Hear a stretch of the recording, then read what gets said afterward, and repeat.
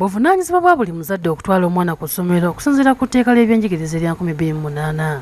Bangi ku bazadde naddala baba batandika okuweerera abaana babeera n'essanyu lingi okulaba nga abaana baabwe bagenda ku masomero nga n'ekiruubirirwa kyabwe kibeera ky'abaana bano okusoma okumalako baleete enkofiira za diguli awaka. Wabula abazadde basuubira nti abaana okutuuka ku kkula lino emisomo balina kugikwasa maanyi olwo bukazi bwattu ne busajja bwattu ne babukeeza mu matumbi budde okugenda ku masomero.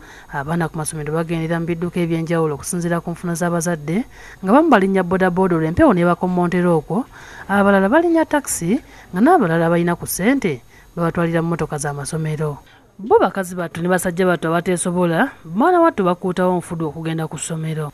Joseph Sentamu omutuuze w'eggaluga ekisangibwa mu disitulikiti y'Ewakisa avumirira eky'abazadde okutwalira abaana ku pikipiki mu budde obw'okumakya. Agamba nti kyandibadde kirungi omwana yenna n'atambulizibwa mu mmotoka okusobola okulaba ng'obulamu bwe tebubeera mu matigga. Naye ng'omuzadde ekituufu nze nganze nandibadde neetaaga omwana agenda mu school van kuba embeera y'omutwalira omwana ku boda eba mbi, kyekireeta obubenje bungi nnyo.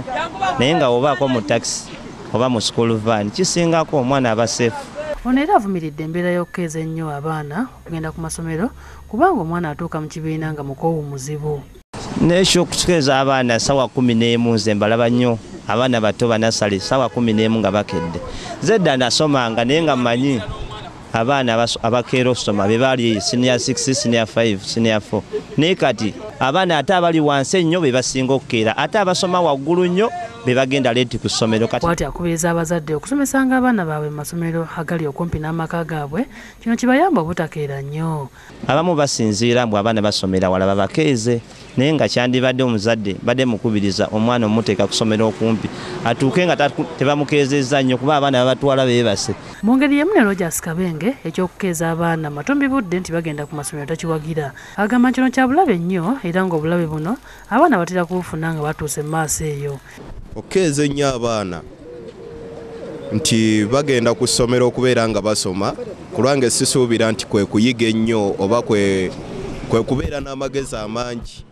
Mwana muwala naye n'omusanga ssaawa 10 azuukuse ali mu kkubo atambula taliiko muntu amuwerekedde nti oba muzadde. Ekyokutambuliza abaana ku boda Kabenge naye akyogerako bw'ati. Ekisooka nti ne bw'obeera ggwe kennyini ng'oli muvuzi wa boda jjukira bakeera empewo yennyini ekuyisa bubi. Omwana mutadde mu maaso taliiko yadde akajaketi. Akubiriza abazadde ssaako n'abamasomero okufaayo ennyo eri obulamu bw'abaana wamu n'okukkaanya ne bannannyini masomero okukendeeza ku budde abaana kwe batambulirako okugenda ku masomero. Bandibadde bakkiriziganya n'abazadde ne babeera nga obudde bweyongeramuko okusinziira ku budde bwe bakeera okukima abaana ssaawa 10-11 bibenga ssaawa 12. Ye omuto Tracy Mukisa nga y'omu ku baana batambulira mu mmotoka z'amasomero okugenda ku ssomero atubuulidde engeri gye yeeteekeramu olunaku lwe wamu n'ensonga lwaki yeenyumiza mu kutambula mu mmotoka. Bwe nzuka ssaawa nga 11:30 ne neetegeka okujja ku ssomero van nenona nga ssaawa 12. Ate Sise Namaganda ono musomesa wa primary naye atubuulidde omugaso gw'okutambuliza abaana mu mmotoka ez'essomero. Kati mu vaani omwo babeera basobola okukeera ne basanga lessons nga tezinnabakola kutandika. Ate n'ekirala mu biseera by'enkuba abaana abeereeta bokka batatambulira mu vaani, abaana batambulira mu boda baba tebasobola kutuuka ku ssomero mu budde, naye abavaani babeera batuukibwako mu kaseera akatuufu era bagira ddala mu ssomero mu budde obutuufu. Wadde nga kirungi okutambuliza abaana mu mmotoka z'amasomero naye ate oluusi omukisa guno okukozesebwa bubi nga abaana babatikka kabindo.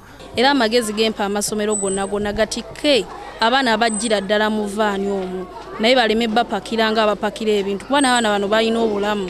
Nga Abaganda bwe baalugera nti okwerinda si buti, kale no kyekiseera abazadde mwenna mumanye nti oluusi okubakeeza mu mpewo ku masomero basajja battu ne bakazi battu mwana wattu kibakosa ate nga nammwe abazadde era kijja kubafiiriza kubanga mujja kuba mwetaaga okutwala abaana bano mu ddwaliro olwo ne baleme okubeera ku masomero.